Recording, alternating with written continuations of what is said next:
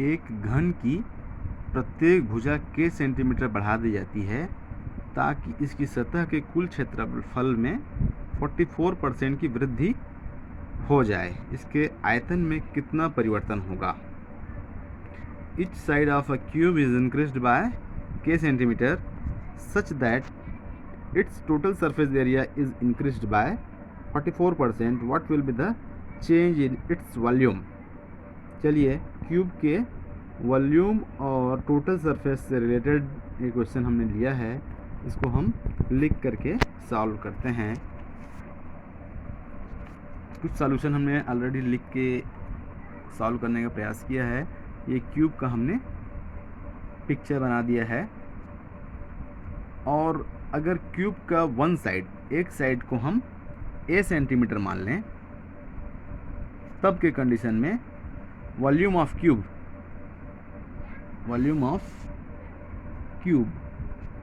का जो आयतन होगा वो a क्यूब होगा और टोटल सरफेस एरिया होगा 6a²।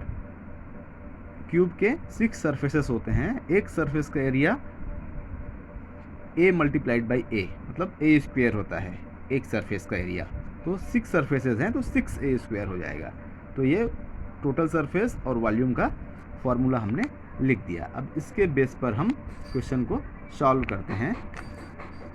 एक साइड को अगर k सेंटीमीटर बढ़ा दिया जाए तब उस साइड की लंबाई, भुजा की लंबाई a प्लस k सेंटीमीटर हो जाएगी।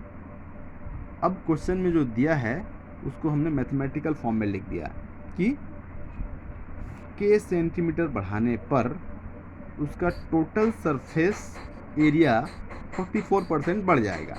तो k सेंटीमीटर बढ़ाने के बाद ये सरफेस एरिया है, टोटल सरफेस एरिया 6a² की जगह में 6a प्लस k² हो जाएगा। और पहले 6a² था टोटल सरफेस एरिया, उसमें 44% का इंक्रीमेंट हमने अकॉर्डिंग टू क्वेश्चन कर दिया। अब इसको हमने सिंप्लीफाई किया, 6a² कॉमन निकल गया तो 1 प्लस 44/100, 6a², 1 प्लस 44/100 को हम 144/100 भी लिख सकते हैं। और 144/100 को सिंप्लीफाई करेंगे, 4 से अगर डिवाइड कर दें, 4 में 36 टाइम्स और 4 से करेंगे तो 25 टाइम्स। तो इस तरीके से ये आ गया। दोनों साइड से 6 कैंसिल कर दिया, आगे सॉल्व किए तो a प्लस k का whole square is equal to a² plus 36/25। 36/25 को हम 6 का स्क्वायर होता है और ये 25 है 5 का स्क्वायर होता है, तो ऐसे भी लिख सकते हैं। तो a plus k is equal to आ गया 6a/5। तो अगर ये k है, a को अगर इस साइड लाएंगे तो 6a/5 माइनस a हो जाएगा, और 6a/5 माइनस a को सॉल्व करेंगे तो 6a माइनस 5a a हो जाएगा, a/5। तो इस तरीके से हमने k की वैल्यू फाइंड आउट कर ली। अब k का वैल्यू मिल गया, तब हम आगे देखते हैं क्वेश्चन में क्या पूछा है कि इसके आयतन में कितना परिवर्तन होगा। अब आयतन हो जाएगा हमारा k सेंटीमीटर इंक्रीज करने के बाद वॉल्यूम हो जाएगा, पहले a क्यूब था, अब a की जगह में a प्लस k का क्यूब हो जाएगा। अब a प्लस k का क्यूब है, a प्लस k की वैल्यू हम रख देंगे a/5 का होल क्यूब।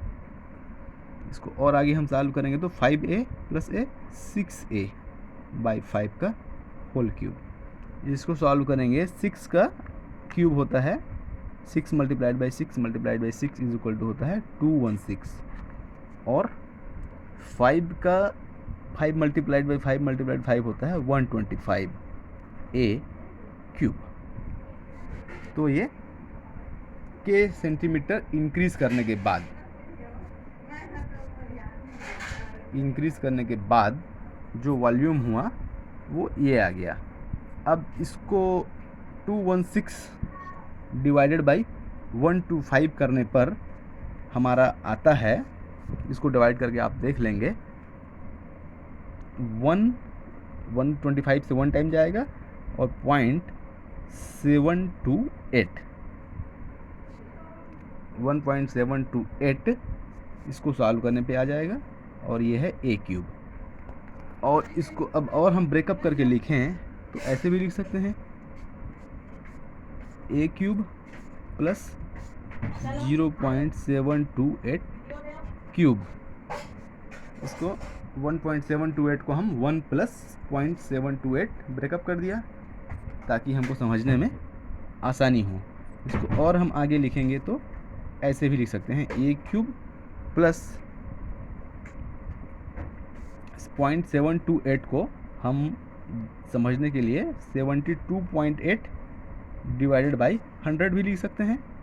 पॉइंट को 2 स्थान इधर हमने खिसका दिया तो 100 डिवीज़न में आ जाएगा, ये हम सब जानते हैं, मल्टीप्लाइड बाय ए क्यूब। अब स्पष्ट दिख रहा है, पहले वॉल्यूम ए क्यूब था, volume of cube A cube, और के सेंटीमीटर बढ़ाने पर वॉल्यूम जो हो जा रहा है आफ्टर इंक्रीमेंट ऑफ के सेंटीमीटर, उसके साइड में के सेंटीमीटर का इंक्रीमेंट कर रहे हैं, तब वॉल्यूम हमको मिला है a cube plus 72.8 divided by 100 a cube. मतलब ए क्यूब में से दिख रहा है 72.8 बाई 100 है, मतलब 72.8% का इंक्रीमेंट हो गया। और यही हमको क्वेश्चन में पूछा है कि कितना आयतन में कितना परिवर्तन होगा। तो आयतन में 72.8% का वृद्धि हो जाएगा, मतलब उसका आयतन प्रत्येक भुजा को k सेंटीमीटर अगर बढ़ा दिया जाए तो उसके वॉल्यूम में 72.8% का इंक्रीमेंट हो जाएगा। मतलब ऑप्शन बी सही ऑप्शन है। कंटेंट पसंद आए तो सब्सक्राइब करना ना भूलें। धन्यवाद।